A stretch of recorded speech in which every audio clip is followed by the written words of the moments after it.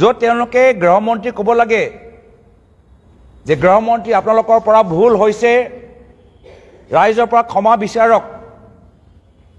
এনেধৰণৰ নিৰ্দেশ তেওঁ গৃহমন্ত্ৰীক নিদিলে। প্ৰধানমন্ত্ৰী আকৌ গৃহমন্ত্ৰীক সমৰ্থনে জনালে।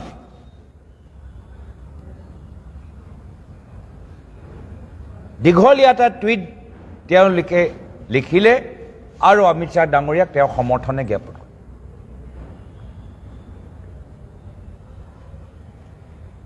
আমাৰ চিন্তাত এইখিনি কথা নতুন নহয়। এইখিনি কথা মাত্ৰ যে অমিত শ্বাহ ডাঙৰীয়া, প্ৰধানমন্ত্ৰী নৰেন্দ্ৰ মোদী ডাঙৰীয়ালৈকে যে সীমিত এইটো নহয়। সেইটো তেওঁলোকৰ পৰম্পৰা, তেওঁলোকৰ ইতিহাস। RSS আৰু গোৱালকৰ পৰম্পৰা আজি নৰেন্দ্ৰ মোদী ডাঙৰীয়া আৰু অমিত শ্বাহ ডাঙৰীয়াই প্ৰকাশ কৰিছে। আজি ৰাজীৱ ভৱনৰ ভিতৰত অনুষ্ঠিত হোৱা এখন সংবাদমেলত উপস্থিত থকা আমাৰ মিডিয়া চেলৰ ইনচাৰ্জ মাননীয় বীৰব্ৰত বৰা ডাঙৰীয়া, মহিলা কংগ্ৰেছৰ সভানেত্ৰী মীৰা বৰঠাকুৰ বাইদেউ, ইয়াত উপস্থিত থকা বিধায়ক আব্দুল ৰাছিদ মণ্ডল ডাঙৰীয়া, উপস্থিত থকা আমাৰ দলৰ জ্যেষ্ঠ নেতা মাননীয় বলিন কলি ডাঙৰীয়া, জিলা কংগ্ৰেছৰ সভাপতি গোপাল শৰ্মা ডাঙৰীয়া, প্ৰদেশ কংগ্ৰেছৰ সাধাৰণ সম্পাদক বিপুল গগৈ ডাঙৰীয়া, ৰাতুল কলিতা ডাঙৰীয়া, আমাৰ অনুসূচিত জাতি শাখাৰ সভানেত্ৰী কৃষ্ণা দাস ডাঙৰীয়ানী, মঞ্চত উপস্থিত থকা আমাৰ মেডি আলম বৰা ডাঙৰীয়া আৰু বিশিষ্ট ব্যক্তিসকল, মই প্ৰথমে আমাৰ সাংবাদিকসকলক কৃতজ্ঞতা জ্ঞাপন কৰিছোঁ। আজি আপোনালোকে ইয়াত উপস্থিত হৈ আমাক দুই এষাৰ ক'বলৈ এটা সুযোগ দিছে। ইতিমধ্যে আপোনালোকে শুনিলে ভাৰতৰ গৃহমন্ত্ৰী অমিত শ্বাহ ডাঙৰীয়াৰ কণ্ঠ। তেওঁ এই 11 ছেকেণ্ডৰ ভিতৰত কি ক'লে যে আম্বেদকাৰ আম্বেদকাৰ আম্বেদকাৰ আম্বেদকাৰ আম্বেদকাৰ নাম লোৱাটো এটা ফেশ্বন হৈ গৈছে। আৰু যদি বিৰোধী দলে ভগৱানৰ নাম ইমানবাৰ ল'লেহেঁতেন তেতিয়া আমি স্বৰ্গ গ'লোহেঁতেন। এইখিনি কথা কেতিয়া কোৱা গ'ল? এইখিনি কথা যেতিয়া সদনৰ ভিতৰত আমি ভাৰতীয় সংবিধানৰ 75th এনিভাৰ্চাৰীৰ ওপৰত এটা গুৰুত্বপূৰ্ণ চৰ্চা ভাগ লৈছিলোঁ, সেই সময়ত কোৱা গ'ল।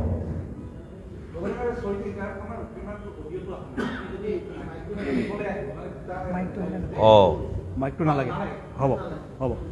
আকৌ আৰম্ভণি বা কৰোঁ। এই গোটেইখিনি কথা তেওঁ তেতিয়া ক'লে যেতিয়া সদনৰ ভিতৰত ভাৰতীয় সংবিধানৰ 75th এনিভাৰ্চাৰীৰ ওপৰত এটা বিশেষ চৰ্চা চলি আছে। যি চৰ্চা আৰম্ভ হোৱা ক্ষেত্ৰত কংগ্ৰেছ দলৰ মূল ভূমিকা আছে। অলপ মই সদনৰ আৰম্ভণিৰ ফালে সকলৰ দৃষ্টিলৈ আকৰ্ষণ কৰিবলৈ বিচাৰোঁ। আৰম্ভণিত চৰকাৰ ফালৰ পৰা এটাহে অনুষ্ঠান তেওঁলোকে পাতিছে যে 26 নৱেম্বৰত তেওঁলোকে এটা জইণ্ট ছেশ্যন কৰিব, য'ত আমাৰ মহামহিম ৰাষ্ট্ৰপতি দ্ৰৌপদী মুৰ্মু ডাঙৰীয়ানী তেওঁ নিজৰ কথাখিনি ক'ব। তাৰ পিছত আমাৰ দুয়োগৰাকী নেতা মল্লিকাৰ্জুন খাৰ্গে ডাঙৰীয়া আৰু ৰাহুল গান্ধী ডাঙৰীয়া দুয়োজনে চিঠিৰ জৰিয়তে আহ্বান জনালে যে ইমান এটা গুৰুত্বপূৰ্ণ জয়ন্তী, কিয়নো চৰকাৰে দুয়োটা সদনত সংবিধানৰ ওপৰত এটা বিশেষ চৰ্চা আৰম্ভ কৰক, যাৰ ফলত আমি সকলোৱে নিজৰ মনৰ কথা আমি ক'ব পাৰিম আৰু সংবিধানৰ প্ৰতি নিজৰ দায়বদ্ধতা আমি প্ৰকাশ কৰিব পাৰিম। এই দুইজনৰ নেতাৰ প্ৰচেষ্টাতে আমাৰ লোকসভাৰ ভিতৰত 2 দিনীয়া আৰু ৰাজ্যসভাৰ ভিতৰত 2 দিনীয়া এটাৰ চৰ্চা আৰম্ভ হ'ল। চৰ্চা সময়ত আমি ভাবিছিলোঁ যে আমি সংবিধানৰ কথাখিনি পাতিম। আমি সংবিধানৰ যে আমাৰ basic structure, justice, equality, liberty, fraternity, আজি আধুনিক ভাৰতৰ ভিতৰত আমি সেই আদৰ্শ আমি ধৰি ৰাখিব পাৰিছোঁ নে নাই পাৰা?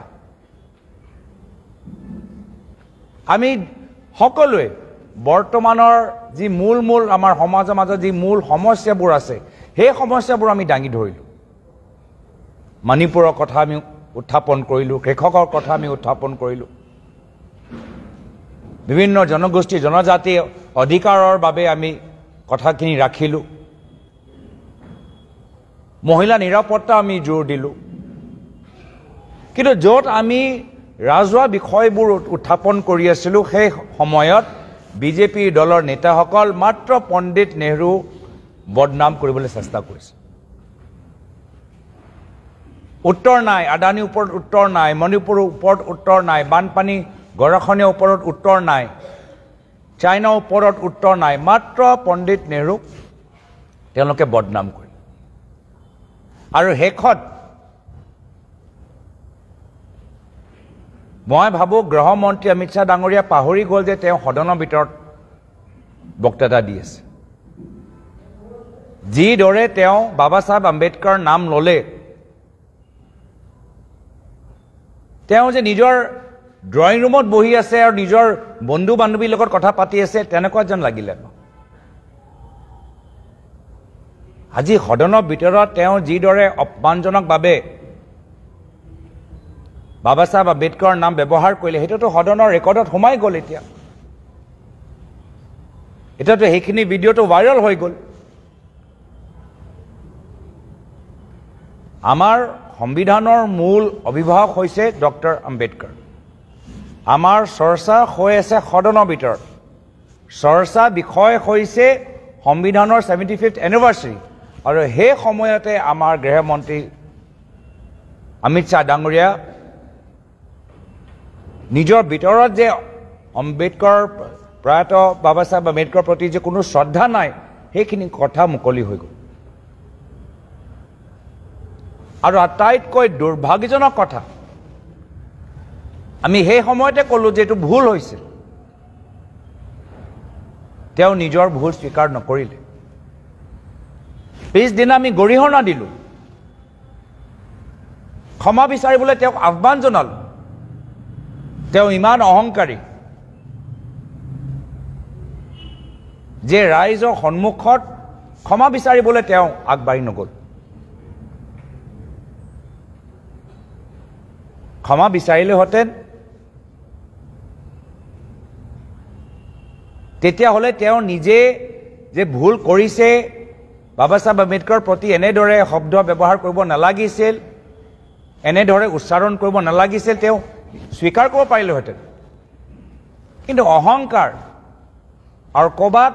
বাবা চাহেব আম্বেদকাৰৰ প্ৰতি তেওঁলোকৰ ঘৃণা আৰু সংবিধানৰ প্ৰতি যে তেওঁলোকৰ শ্ৰদ্ধা নাই, সেইখিনি কথা এতিয়া মুকলি হৈ গ'ল, বাস্তৱ হৈ গ'ল। আৰু তাৰপিছত আমাৰ স্পষ্ট দাবী, যদি ভাৰতৰ গৃহমন্ত্ৰী ইমানেই অহংকাৰী, নিজকে বাবা চাহেব আম্বেদকাৰতকৈ বেছি শক্তিশালী, বেছি ডাঙৰ মানুহ ভাবে নিজকে, তেতিয়া নিজৰ পদৰ পৰা ইস্তিফা দিয়ক, পদত্যাগ কৰক, ক্ষমা বিচাৰক আৰু পদত্যাগ কৰক।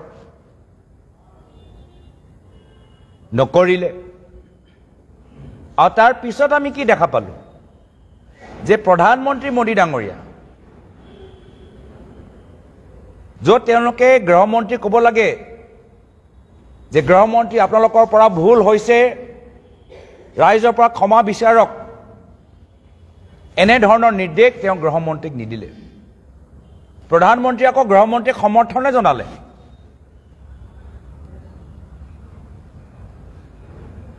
দীঘলীয়া এটা টুইট তেওঁলোকে লিখিলে আৰু অমিত শ্বাহ ডাঙৰীয়াক তেওঁ সমৰ্থনে জ্ঞাপন কৰে।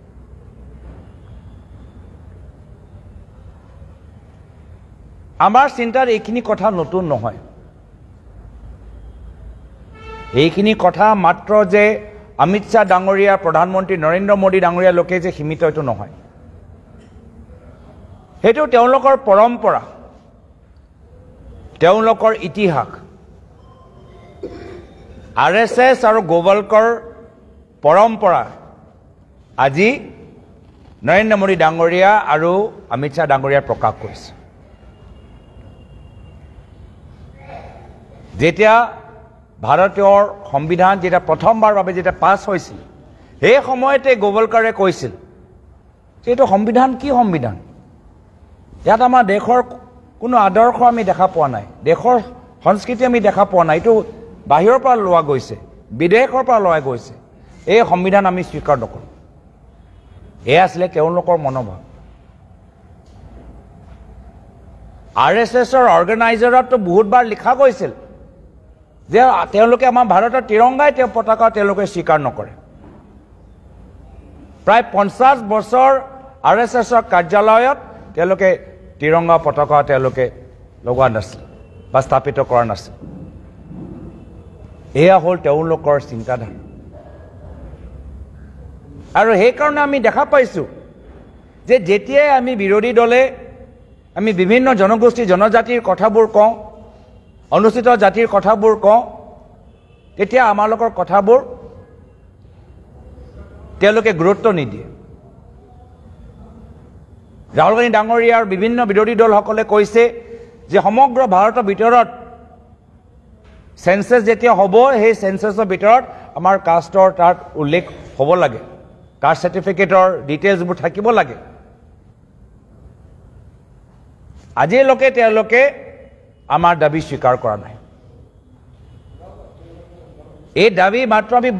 অসমৰ বাহিৰত নহয় একে দাবী আমাৰ অসমৰ মানুহবোৰে কৈ আছে যদি আপোনালোকে আদিবাসী সংগঠনৰ প্ৰতিনিধিসকলক সোধে তেওঁলোকে ক'ব যে আমি নিজৰ কাষ্ট আমি জানিবলৈ বিচাৰোঁ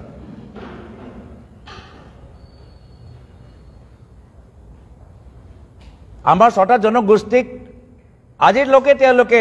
জনজাতিকৰণ কৰিব পৰা নাই মাত্ৰ ভোট লোৱা সময়ত 2019 চনত ৰাজ্যসভাত এটা বিল তেওঁলোকে আনিলে আৰু তাৰপিছত সেই বিলটো ক'ত গ'ল কোনে নাজানে এবাৰ মই নিজে সদনত সুধিলোঁ সেই বিলৰ ষ্টেটাছটো কি যি বিল জৰিয়তে তেওঁলোকে 6টা জনগোষ্ঠীক জনজাতিকৰণ কৰিব সেই বিলৰ আজি ষ্টেটাছটো আমি জানিবলৈ বিচাৰোঁ আমাৰ বিভিন্ন কাউন্সিলবোৰ আছে এই কাউন্সিলবোৰে আজি তেওঁলোকে কৈছে যে আমাৰ ক্ষমতা আৰু বৃদ্ধি কৰক কিন্তু তেওঁলোকৰ কথাবোৰ আজি গুৰুত্ব দিয়া নাই মণিপুৰত কেনেদৰে অন্যায় হৈছে আমি গোটেইবোৰ দেখাই পাইছোঁ তো তেওঁলোকে যে আমাৰ সংবিধানক গুৰুত্ব নিদিয়ে বাবা চাহেব আম্বেদকাৰক তেওঁলোকে সন্মান নকৰে বাহিৰত মাত্ৰ এটা নাটক কৰি আছিল বাস্তৱ যে তেওঁলোকৰ পৰম্পৰা ইতিহাস আজি যে প্ৰকাশ পালে আজি এনেকুৱা এটা সময়ত আমি সকলোৱে মিলি আমি গৰিহণা দিছোঁ এইটো এই যে অপমান মাত্ৰ অনুচিত জাতিৰ মানুহবোৰে অনুভৱ কৰা নাই সকলোৱে অনুভৱ কৰিছে যিসকলে ভাৰতীয় সংবিধানৰ ওপৰত বিশ্বাস কৰে যিসকলে ডক্টৰ বাবা চাহেব আম্বেদকাৰক শ্ৰদ্ধা কৰে সকলোৱে আজি অনুভৱ কৰিছে দুখিত যে গৃহমন্ত্ৰী আজি ক্ষমা বিচাৰিবলৈ আজি তেওঁলোকে ইমান টান পাইছে আৰু সেইকাৰণে বিভিন্ন বিৰোধী দল আজি কংগ্ৰেছ দলক সমৰ্থন জ্ঞাপন কৰিছে BSP হওক আম আদমি হওক সমাজবাদী পাৰ্টি হওক সকলোৱে আজি কংগ্ৰেছৰ আমাৰ এই দাবীক সমৰ্থন জ্ঞাপন কৰিছে যোৱা 2 দিন আমাৰ কংগ্ৰেছ ৱৰ্কিং কমিটি সদস্যসকল সাংসদসকল দেশ জুৰি প্ৰায় 120টা আমি সংবাদ মেলত আমি ভাগ লৈছোঁ আহা কাইলৈ বিভিন্ন ঠাইত বাবা চাহেব আম্বেদকাৰ সন্মান যাত্ৰা আয়োজন কৰা হ'ব 3 দিনৰ পিছত 27 তাৰিখে কৰ্ণাটকৰ বেলগাভি অঞ্চলত এটা বিশাল এটা সভা হ'বলৈ গৈ আছে সেই সভা টাইটেলটো জয় ভীম, জয় সংবিধান। আমি মাত মাতি গৈ থাকিম। আমাৰ ওপৰত যিমানে তেওঁলোকে ভুৱা FIR লগাওক বা নলগাওক, যিমানে পুলিচ জৰিয়তে আমাক বাধা দিয়ক বা নিদিয়ক, কংগ্ৰেছ দল আগবাঢ়ি যাব, সংবিধানটো সুৰক্ষিত ৰাখিব। তেওঁলোকৰ যে সপোন, যি সপোন তেওঁলোকে লোকসভা সময়ত প্ৰকাশ কৰিছিল, যে 400কে বেছি আসন পালে তেওঁলোকে সংবিধান সলনি কৰিব, আমি কেতিয়াও সংবিধান সলনি হ'বলৈ নিদিওঁ। সভাৰেন সোশ্যালিষ্ট সেকুলাৰ ৰিপাব্লিক হৈ থাকিমেই। জাষ্টিছ, লিবাৰ্টি, ইকুৱেলিটি, ফ্ৰেটাৰ্নিটি আমাৰ অধিকাৰ থাকিবই। আৰু সেইকাৰণে আজিৰ দিনৰ ভিতৰত গুৱাহাটীত, গোৱালপাৰাত, নগাঁৱত আমাৰ 3গৰাকী সাংসদে তেওঁলোকে নিজৰ নিজৰ অঞ্চলত সংবাদমেল ভিতৰত ভাগ লৈছে। কাইলৈ আমি বিভিন্ন ঠাইত আমি আম্বেদকাৰ সন্মান যাত্ৰাত আমি আগবাঢ়ি যাম। আমি সকলোৱে দুখিত যে যেতিয়া অমিত শ্বাহৰ এই অপমানজনক কথাৰ বিৰুদ্ধে প্ৰদেশ কংগ্ৰেছে যেতিয়া যাত্ৰা ওলাইছিল, সেই সময়ত আমাৰ এজন ডেকা অধিবক্তা মৃদুল ইছলাম, তেওঁৰ কৰুণ মৃত্যু হ'ল। আজি আমাৰ AICCৰ পৰা তেখেতৰ পৰিবাৰৰ প্ৰতি এটা 5 লাখ টকাৰ ডিমাণ্ড ড্ৰাফ্ট মোৰ হাতত তেওঁলোকে পঠাইছে। মই সেই ডিমাণ্ড ড্ৰাফ্ট প্ৰদেশ কংগ্ৰেছক আগবঢ়াই দিছোঁ। কিছুদিনৰ পিছত প্ৰদেশ কংগ্ৰেছ ফলৰ পৰা এটা সমদল যাবগৈ আৰু আমাৰ AICC, প্ৰদেশ কংগ্ৰেছ, বিভিন্ন আমাৰ শাখা ভাতৃ ভগ্নী সংগঠনৰ পৰা যি আমি সামান্য সহায় যোগাৰ কৰিবলৈ সক্ষম হৈছোঁ, আমি সেই পৰিয়ালৰ প্ৰতি আমি আগবঢ়াই লৈ যামগৈ। আৰু বিভিন্ন কথা আপোনালোকে নিশ্চয় আপোনালোকৰ মনত আছে বা আপোনালোকে ভাবিছে, এইখিনি প্ৰশ্ন আপোনালোকৰ মই পৰৱৰ্তী সময়ত উত্তৰ দিবলৈ মই চেষ্টা কৰিম। আজিৰ তাৰিখত এইখিনিয়ে কথা মই নিজৰ অপেনিং ষ্টেটমেণ্টৰ জৰিয়তে মই প্ৰকাশ কৰিছোঁ। আজি এই সংবিধানৰ এটা কপি মোৰ প্ৰয়াত পিতৃৰ প্ৰাক্তন মুখ্যমন্ত্ৰী তৰুণ গগৈদেৱৰ তেওঁ লাইব্ৰেৰীৰ পৰা এটা কনষ্টিটিউশ্যনৰ যে আছে কিতাপ, সেইটো মই লৈ আনিছোঁ। আৰু এইটোৱে প্ৰমাণ কৰে যে মোৰ প্ৰয়াত পিতৃও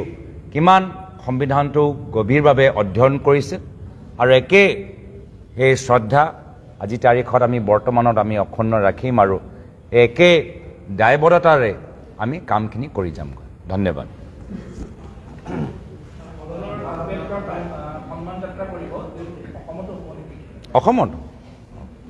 অসমত আমি পাৰ্মিশ্যন কাৰণে বিচাৰিছোঁ, এতিয়া চাওঁ কি কৰে। এতিয়া আজিৰ ভিতৰত মুখ্যমন্ত্ৰী অলপ কনফিউজ হৈ আছে, কোনটো আন্দোলন কোনটো সমদল বুজি পোৱা নাই। তো কাইলৈ আমি ভালকৈ বুজাই দিম যে কাইলৈ আমাৰ সমদল। আশা কৰোঁ যে সমদল শুনি আমিও অলপ অনুমতি পাম। নহ'লে আজিৰ তাৰিখত আমি দেখা পাইছোঁ যে গুৱাহাটীৰ ভিতৰত মুখ্যমন্ত্ৰী 2টা আইন বনাই দিছে। ৰাহুল গান্ধী ডাঙৰীয়া যদি গুৱাহাটীৰ ভিতৰত সোমাবলৈ বিচাৰে তেতিয়া সোমাবলৈ নিদিয়ে, কিন্তু যেতিয়া অমিত শ্বাহ ডাঙৰীয়া সোমাবলৈ বিচাৰে, মোদী ডাঙৰীয়া সোমাবলৈ বিচাৰে, দিনত হওক সন্ধিয়াত হওক যেতিয়াই হওক দুৱাৰ মুকলি হয়। তেওঁলোক নিজকে অলপ ৰজা ভাবে সেইকাৰণে, আৰু গুৱাহাটী তেওঁলোকৰ মহল নেকি, নিজৰ লংকা দৰে ব্যৱহাৰ কৰে। আৰু সেইকাৰণে আমি ভালকৈ লিখি দিম যে এইটো এটা সমদল, আৰু আশা কৰোঁ আমাক সহায় কৰে।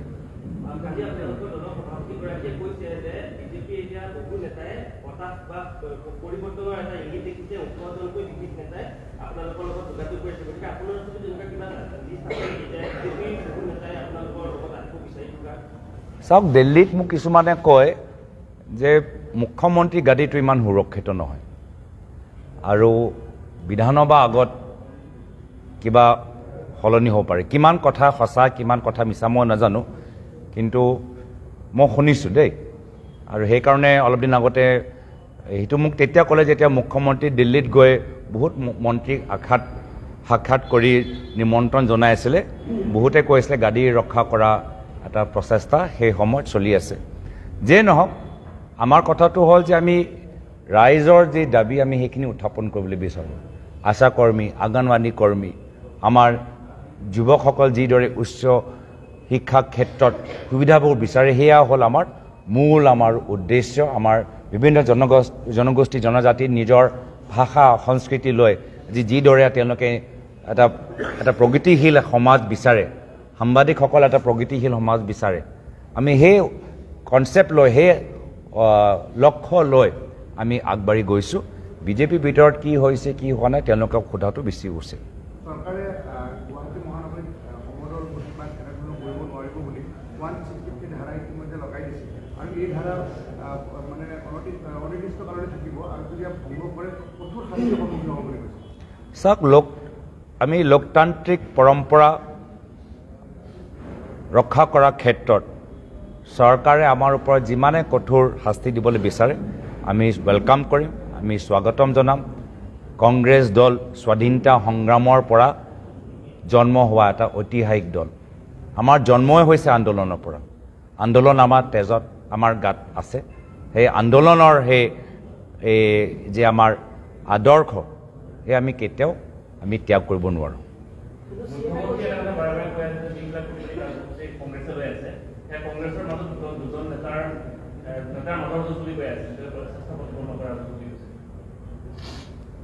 কৈ থাকক এইখিনি কথা কিমান মানে যুক্তিপূৰ্ণ বা যুক্তিহীন সকলোৱে জানে তেওঁলোকৰ এইখিনি কথা কৈ কিদৰে বিভ্ৰান্তিত সকলোকে পেলাবলৈ বিচাৰে চবেই বুজি পায় আজি তেওঁলোকৰ মই কৈছোঁৱে তেওঁলোকৰ নিজৰ চকী সুৰক্ষিত আছেনে নাই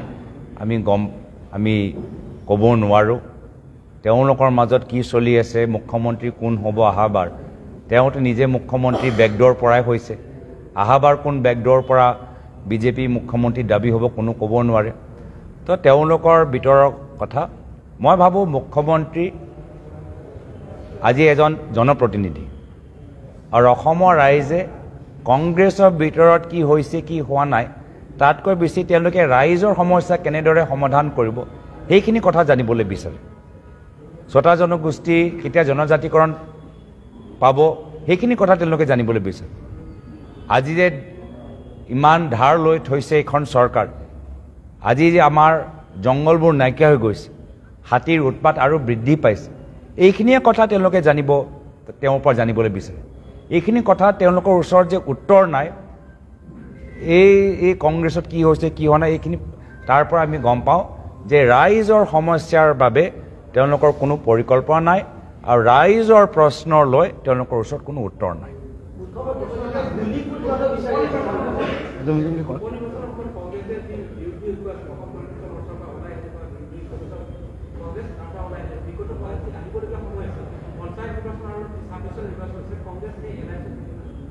চাওক আমাৰ এইটো প্ৰদেশ কংগ্ৰেছৰ আমাৰ PAC মিটিং হৈছে আমি PAC মিটিঙত আমি কিছুমান কথা আমি আলোচনা কৰিছোঁ আমি সেই আলোচনাৰ যোগেদি আমি নিখিল ভাৰত কংগ্ৰেছ কমিটি তত্ত্বাৱধায়কক আমি জনাইছোঁ কংগ্ৰেছৰ প্ৰত্যেক নীতি আমাক তত্ত্বাৱধায়ক আমাৰ AICC নেতৃত্বত আমাক পৰামৰ্শ দিয়ে উপনিৰ্বাচন সম্পৰ্কে হওক বা পঞ্চায়ত নিৰ্বাচন সম্পৰ্কে হওক আমি PAC ভিতৰত বহুতখিনি কথা আমি পাতিছোঁ কিছুমান কথা আমি পৰৱৰ্তী সময়ত আৰু আনুষ্ঠানিকভাৱে আলোচনা কৰাৰ পিছতে আমি জনাব পাৰিম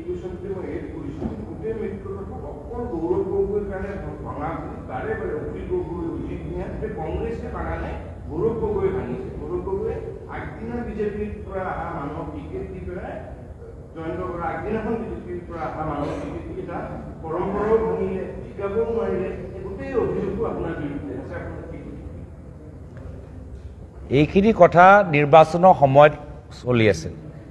নিৰ্বাচনত যেতিয়া ফলাফল ওলাই গ'ল বহুতখিনি কথা সলনি হ'ল তাৰ পৰৱৰ্তী সময়ত যিখিনি কথা ক'লে সেইখিনি আপুনি নক'লে আমাৰ যিসকলৰ নাম ল'লে তেওঁলোকৰ পৰাই মই শুনিছোঁ যে এতিয়া তেওঁলোকে কংগ্ৰেছৰ দলৰ নেতাসকলক সমালোচনা নকৰে এইখিনি কথা আপুনি কিয় নক'লে নিজৰ কথাত ক'ব লাগিছিল মই ভাবোঁ যেতিয়া তেওঁলোকে এতিয়া নকয় তেতিয়া আমি কোৱাৰ প্ৰয়োজনো নাই আমি সকলোৱে এতিয়া লাহে লাহে নিৰ্বাচন সময়ত আমি সকলোৱে গৰম হোৱাটো স্বাভাৱিক নিৰ্বাচন শেষ হ'ল আমি সকলোৱে এতিয়া ঠাণ্ডা মগজৰে আমি আগবাঢ়ি যাম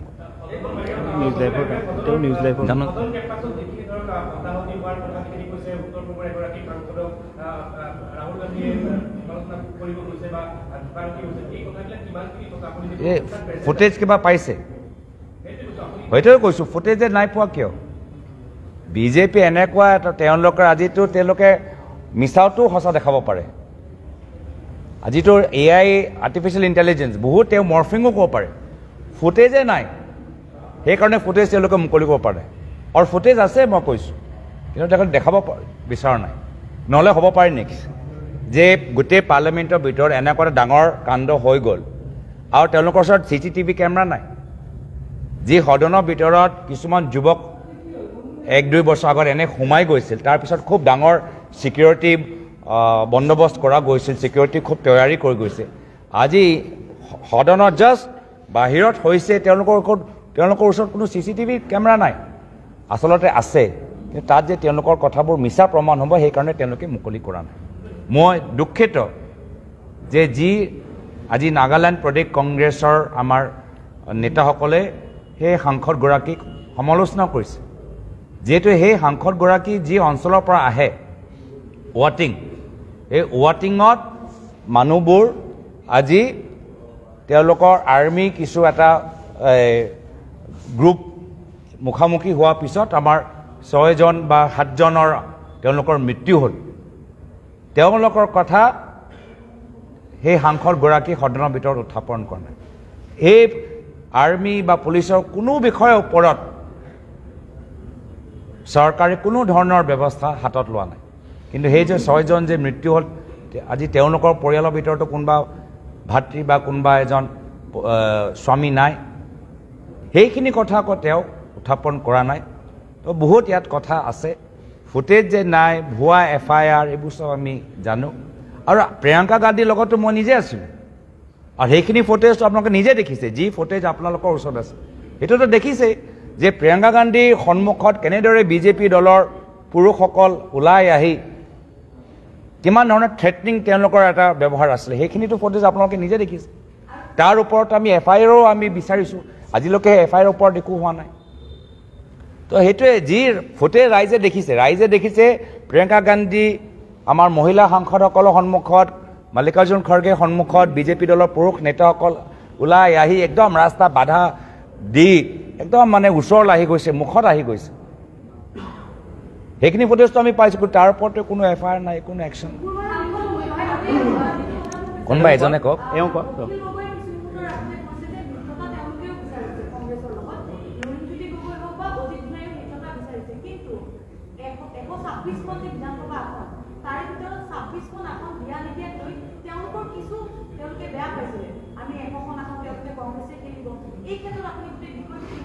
সব আসন লৈ মই নাভাবোঁ যে আসন লৈ আমি কেমেৰা সন্মুখত বা মিডিয়া যোগেদি আমি আলোচনা কৰিম আমি আলোচনাৰ কাৰণে আমাৰ এটা কংগ্ৰেছ এটা বৃহত্তৰ দল আমাৰ মন বহল আমাৰ হৃদয় বহল আমি এলায়েন্স আমি মহাৰাষ্ট্ৰত কৰিছোঁ আমি এলায়েন্স আমি ইয়াৰ পূৰ্বে আমি BPF লগত কৰিছোঁ আমি লোকসভাত আমি এলায়েন্সত আমি এটা সিট এৰি দিলোঁ আমাৰ মন বহল আমাৰ হৃদয় বহল কিন্তু আলোচনা আমি কেমেৰা সন্মুখত আমি আলোচনা নকৰোঁ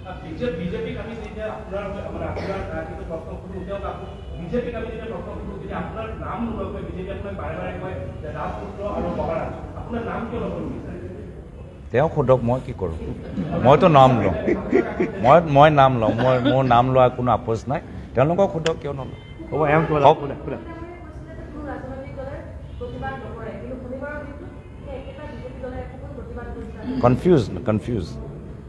কনফিউজ হৈছে আগত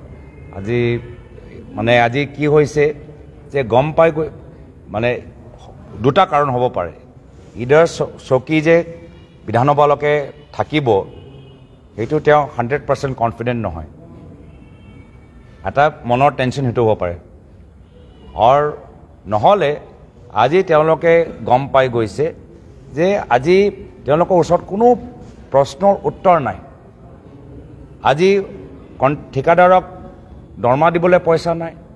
গাঁৱৰ ৰাস্তা মেৰামতি কৰিবলৈ পইচা নাই। বিহালী উপ নিৰ্বাচন সময়ততো কৈছিলে এক মাহৰ ভিতৰত ৰাস্তা বনাই দিম, মহিলাসকলক 10,000 টকা দিম। এতিয়াতো এক মাহ পাৰ হৈ গ'ল, ক'ত গ'ল 10,000 টকা? কোনকেইটা ৰাস্তা বিহালীৰ ভিতৰত আৰম্ভ কৰিছে? টকা পইচা যে নাই, এতিয়া মাত্ৰ নাম সলনি কৰোঁতে লাগিছে, নাম সলনি ৰাজনীতি কৰিব লাগিছে। গম পাইছে নাম সলনি কৰিলে টকা পইচা মানে ব্যৱহাৰ নহয়, ফ্ৰী অফ কষ্ট নাম সলনি কৰিব পাৰোঁ। তো সেইকাৰণে কিছুমান টেনশ্যনত আছে, সেইকাৰণে এই ধৰণৰ কনফিউজন হৈ আছে। হ'ব, ধন্যবাদ, থেংক ইউ।